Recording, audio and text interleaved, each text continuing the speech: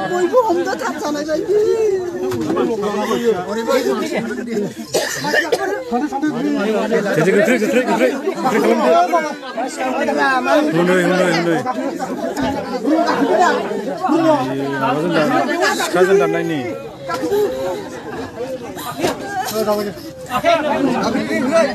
बे जाथाया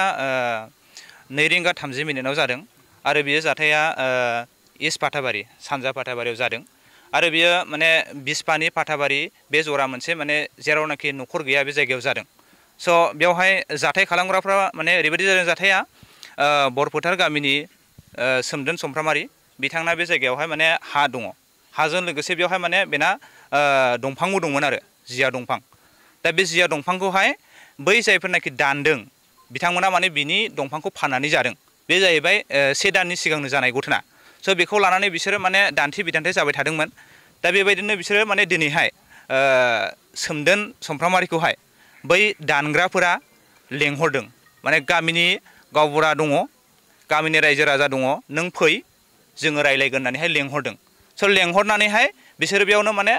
बे दंफां आरो हानि थरख' बिथरख' जाबाय थरख' बिथरख' जानायावनो नैबे दाननाय जाथाया जादों स' दानग्राफोरा जाहैबाय जितेन बरगयारि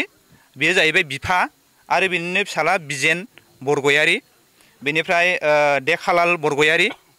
बेयो फिसाला बेनिफ्राय आरो सासे दङ कनेश नार्जारि बे जाहैबाय बिसोरनि बिजामादै स' बिसोरो गासैजों 4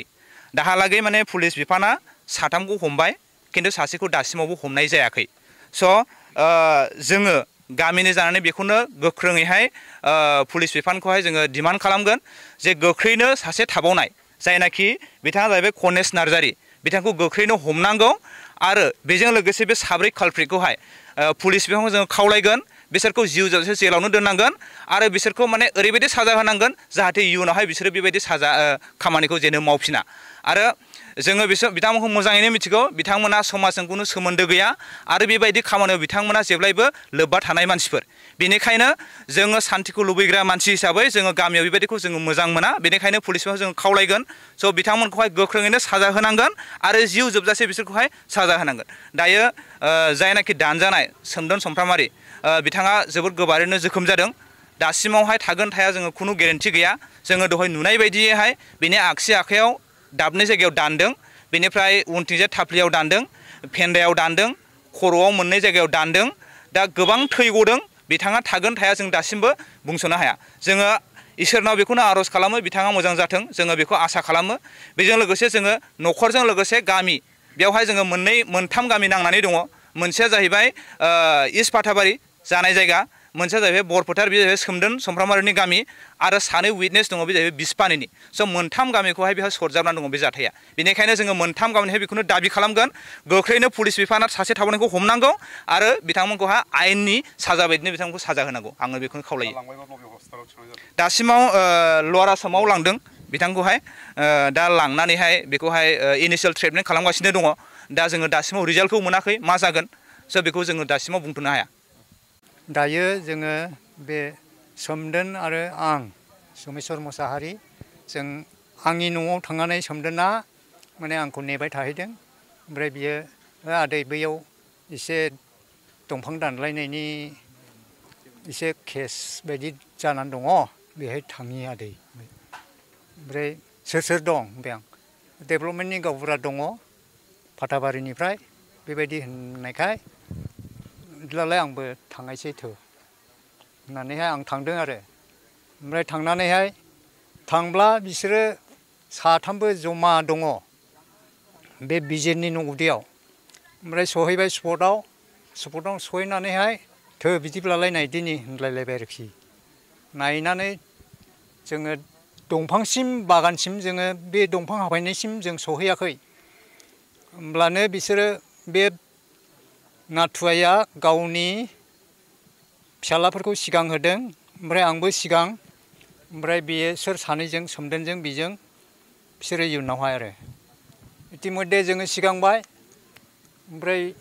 बे खामानिया बिसोरो जालायलायबाय आरो दानबाय ओमफ्राय आङो ओरै खिबुजों नायहरबा बिसोरो दानलायलायबाय